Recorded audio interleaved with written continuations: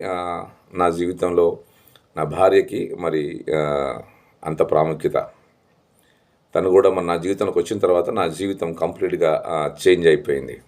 ఈరోజు నేను I'm very happy with my family, with my wife. తను కూడా చాలా సపోర్టివ్‌గా ఉంది.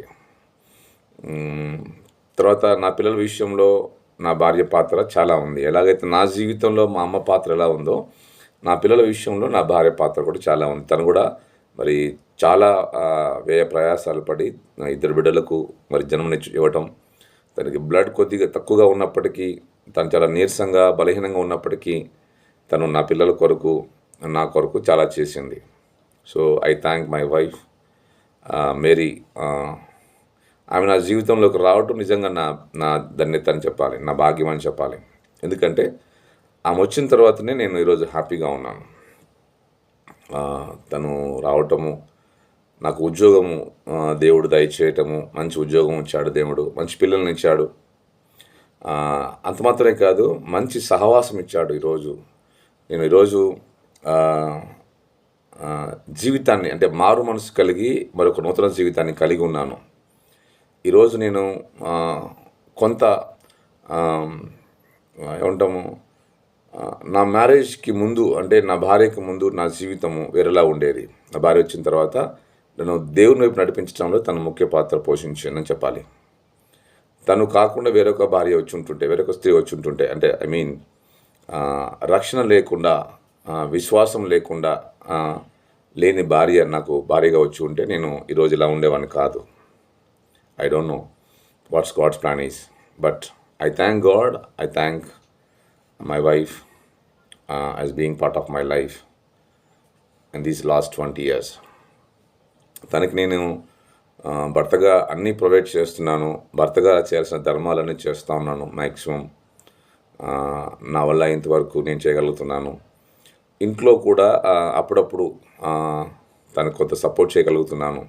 ఇంటి పనుల్లో కూడా పర్వాలేదు, నాట్ బ్యాడ్, బట్ కొంతవరకు హెల్ప్ చేయగలుగుతున్నాను. నాకున్నటువంటి బిజీ షెడ్యూల్ వల్ల కొంతవరకు చేయగలుగుతున్నాను. బట్ ఇప్పుడు నేర్చుకుంటున్నాను. ఇంకా ఇంట్లో హౌస్ వైఫ్స్కి ఉండే స్ట్రగుల్స్ చాలామందికి అర్థం కావు. మేమేమనుకుంటామంటే బయట ఎన్నో చేసి వస్తూ ఉంటాము, మీరు చేయలేరా అంటుంటాము. బట్ చెప్పడం చాలా ఈజీ, చేయటం చాలా కష్టం. కాబట్టి అప్పుడప్పుడు నేను కూడా దానికి కొంత ఇంట్లో సపోర్ట్ చేయడానికి ప్రయత్నం చేస్తున్నాను. ఇంకా నేర్చుకోవాలని ఆశపడుతున్నాను. దీంట్లో సిగ్గుపడాల్సిన విషయం ఏమీ లేదు. ఎస్, నేను మా భార్యకి నేను సపోర్ట్ చేయాలి. I have to do it. ఇదేదో ప్రెస్టేజ్ ఇష్యూ కాదు, ఇది నా బాధ్యత. నేను చేయాలి, చేసి తీరాలి. I have to do in at least in some areas. కొంతవరకైనా చేయగలగాలి. అదేదో మనం పని చేస్తే మన ప్రెస్టేజ్ తగ్గిపోతుంది, మన గౌరవం తగ్గిపోతుంది, నేను మగాన్ని లేకపోతే నేను ఇంజనీర్ని, ఇవన్నీ పని చేయవు. ఇవన్నీ నాకు తెలిసి ఈ గేట్ బయటనే పెట్టేసి రావాలనుకుంటాను. నేను నేర్చుకుంటున్నాను. గేట్ బయటనే మన ప్రెస్టేజ్, గేట్ బయటనే మన మన మన లీడర్షిప్, గేట్ బయటనే మన హెడ్షిప్. ఎవరైనా కావచ్చు, మనం కలెక్టర్ అయినా, యాక్టర్ అయినా, ఇంజనీర్ అయినా, ఎవరైనా సరే, ఈవెన్ పాస్టర్ అయినా అది గేట్ బయటనే. గేట్ దాటి లోపలికి వచ్చిన తర్వాత నేను ఒక హస్బెండ్ అనే విషయాన్ని జ్ఞాపకం ఉంచుకోవాలి. నేను పిల్లలకి తండ్రిని అనే విషయాన్ని జ్ఞాపకం ఉంచుకోవాలి. నేను ఒక స్త్రీకి మరి భర్తని, మరి నేను తనకు తన పార్ట్నర్ని, లైఫ్ పార్ట్నర్ని దేవుడు తను నాకు సహాయకారిగా ఇచ్చాడు, నన్ను తనకు సహాయకారిగా ఇచ్చాడు.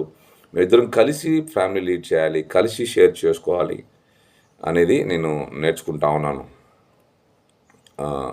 దేవుడు నేర్పిస్తూ ఉన్నాడు. రాబోయే రోజుల్లో ఇంకా చాలా విషయాల్లో తనకి సపోర్ట్ చేసి, పర్సనల్గా, ఫ్యామిలీ పరంగా హెల్ప్ చేసి, రాబో రోజుల్లో ఒక మంచి ఫ్యామిలీగా, మోడల్ ఫ్యామిలీగా ఉండాలని ఆశపడుతూ ఉన్నాను. So anyway, I thank my wife. Happy women's day to my wife and to my all dear sisters in India. Thank you. May God bless you all. Amen.